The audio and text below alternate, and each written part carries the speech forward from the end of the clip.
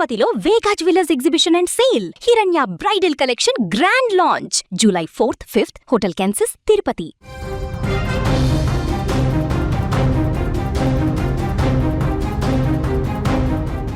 అర్ధరాత్రి వేళ ప్రయాణం ఆ కుటుంబాలలో తీరని చీకట్లను నింపింది.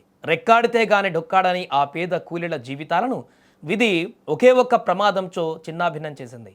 కష్టపడి పని ముగించుకొని ఇళ్లకు తిరిగొస్తున్న క్రమంలో ఊహించని మృత్యువు వారిని వెంటాడింది.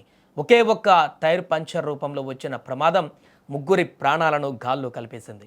తూర్పుగోదావరి జిల్లా రంగంపేట మండలంలో జరిగిన ఈ ఘోర రోడ్డు ప్రమాదం స్థానికంగా తీవ్ర విషాదాన్ని నింపింది.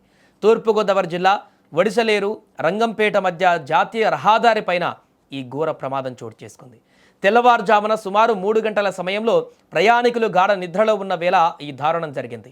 బాపట్ల జిల్లా కొల్లూరు ప్రాంతంలో స్లాబ్ నిర్మాణ పనుల కోసం వెళ్లిన 11 మంది కూలీలు పనులు ముగించుకొని టాటా ఏస్ వాహనంలో తిరిగి స్వగ్రామాలకు బయలుదేరారు.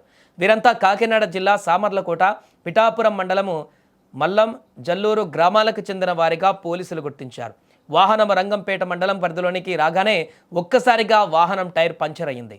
తీవ్ర వేగంతో ఉన్న వాహనం టైర్ పంచర్ కావడంతో డ్రైవర్ నియంత్రణ కోల్పోయాడు. అదుపు తప్పిన టాటా ఏస్ వాహనం రోడ్డుపైనే ఒక్కసారిగా బోల్తా పడింది. ఇక ఈ ప్రమాదం తీవ్రత చాలా ఎక్కువగా ఉంది. వాహనంలో స్లాబ్ పనులకు ఉపయోగించే భారీ సిమెంట్ రేకులు, ఇనుప సామాగ్రి ఉన్నాయి. వాహనం బోల్తా పడిన వేగంలో ఆ సిమెంట్ రేకులు, బరువైన వస్తువులన్నీ వాహనంలో ఉన్న కూలీల పైన పడ్డాయి. ఈ దాటికి సామర్లకోటకు చెందిన మసకపల్లి బాబు, మురమర్ల రాజు, కాకడ రాజు అనేటువంటి ముగ్గురు కార్మికులు అక్కడికక్కడే ప్రాణాలు కోల్పోయారు. మరణించిన వారంతా 30 నుంచి 35 సంవత్సరాల లోపు వయసున్న యువకులే. ఇక వారి కుటుంబ సభ్యులు ఇప్పుడు కన్నీరు మున్నీరుగా విలపిస్తున్నారు. వాహనంలో ఉన్న మిగిలిన 8 మంది కూలీలకు తీవ్ర గాయాలయ్యాయి. ప్రమాదం జరిగినటువంటి వెంటనే స్థానికులు ప్రయాణికులను గమనించి పోలీసులకు సమాచారం అందించారు. పోలీసులు ఘటనా స్థలానికి చేరుకొని వెంటనే సహాయక చర్యలు ప్రారంభించారు.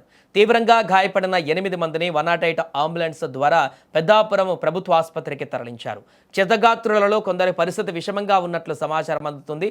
మృతి చెందిన ముగ్గురు కార్మికుల మృతదేహాలను పోస్టుమార్టం నిమిత్తం అనపర్తి ప్రభుత్వ ఆసుపత్రికి తరలించారు. చీకటి పడడంతో పాటు బరువైన వస్తువులు పైన పడడం వల్లే మరణాల సంఖ్య పెరిగినట్లుగా పోలీసులు భావిస్తున్నారు. పోలీసులు ఈ కేసు పైన దర్యాప్తు చేస్తున్నారు. కష్టపడి సంపాదించి కుటుంబాలకు పోషించుకునేటువంటి పేద కార్మికులు ఇలా రోడ్డు ప్రమాదంలో ప్రాణాలు కోల్పోవడం ఆయా గ్రామాలలో ఇప్పుడు తీవ్ర శోకాన్ని మిగిల్చింది.